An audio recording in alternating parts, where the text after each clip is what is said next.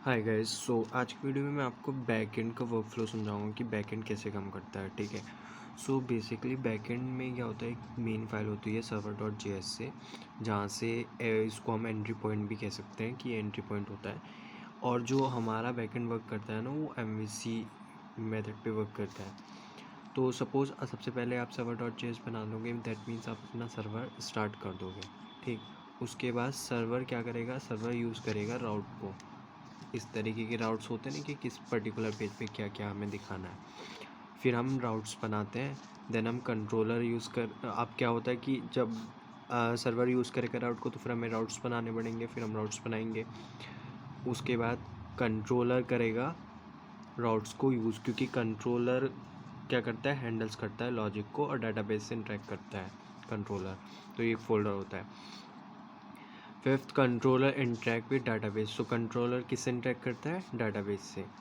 तो ये MVC model पे काम करता है। अब मैं तुम्हें इसका फोल्डर स्ट्रक्चर भी दिखा देता हूँ, अगर आपको दिख रहा है तो। एक मिनट। हाँ ठीक है। तो इस तरीके से बैकएंड फोल्डर है, देन कंट्रोलर्स, और कंट्रोलर्स के अंदर हमने एक फ़ाइल बनाई है post.controller.js।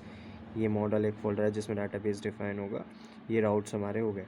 तो और ये मेन फाइल होगी server.js। यहाँ पे हमने सर्वर क्रिएट किया कि ये किसको यूज़ करेगा, ये राउट्स को यूज़ करेगा। ठीक है। user.route.js को।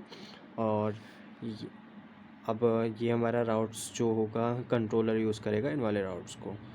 फिर कंट्रोलर किससे ट्रैक करेगा, डाटाबेस से। यानी पहले डाटा आएगा, वो होगा कंट्रोलर के थ्रू। फिर कंट्रोलर हमारे राउट्स को यूज़ करेगा, फिर सर्वर उसको यूज़ करेगा। तो ये एक फ़्लो है। तो बैकएंड को सीखने के लिए पहले फ़्लो समझना आना चाहिए। अगर आप डायरेक्टली बैकएंड पे वर्क कर रहे हैं तो उसका पहले वर्क फ्लो समझो, देन आगे बढ़ो। इसीलिए मैं आपको ये समझा रहा था। ठीक है।